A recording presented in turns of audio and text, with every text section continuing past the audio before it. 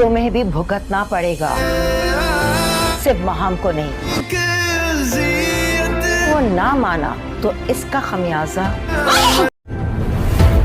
कहीं ज़ारून की इस बार जब तक माहम का दिमाग ठिकाने नहीं आ जाता, जिद की वजह से इस घर में तो वो कदम रख नहीं सकती। सारा का घर खराब। नाज़रीन, आप देखेंगे कि ज़ारून ने माहम को घर आने से साफ इनकार कर दिया। वो कहता है कि जब तक इस लड़की का दिमाग ठीक नहीं होगा वो इस घर में नहीं आ सकती। इधर अज़रा बहुत परेशान हो जाती है और वो कहती है कि इस लड़के का या अल्लाह मैं क्या करूं, अगर ये अपनी ज़िद पर कायम रहा तो इस तरह मेरी बेटी का भी घर तबाह हो जाएगा। लेकिन ज़ारून तो मानने को तैयार ही नहीं है। इधर आप देखेंगे कि जब माहम घर वापस जाती है और अपने घर को अजीब नगाहों से देखती है तो उसकी माँ अपनी बेटी को देखकर खून के आंसू रोती है और कहती है कि मेरी बेटी को क्या हो गया, ये ऐसी तो नहीं थी, क्योंकि वो हर बात पर रोना शुरू कर देती है। इसीलिए वो ज़ारा के कमरे में आती है और ज़ारा को कहती है कि अपने भाई को और अपनी माँ को समझा दो, अगर मेरी बेटी के साथ ज़रा भी कुछ गलत हुआ तो मैं उनकी बेटी के साथ भी ऐसा ही गलत करूँगी। मैं उनकी बेटी का घर बिल्कुल आबाद नहीं होने दूँगी और अपने बेटे से तलाक दिलवा कर उनको भी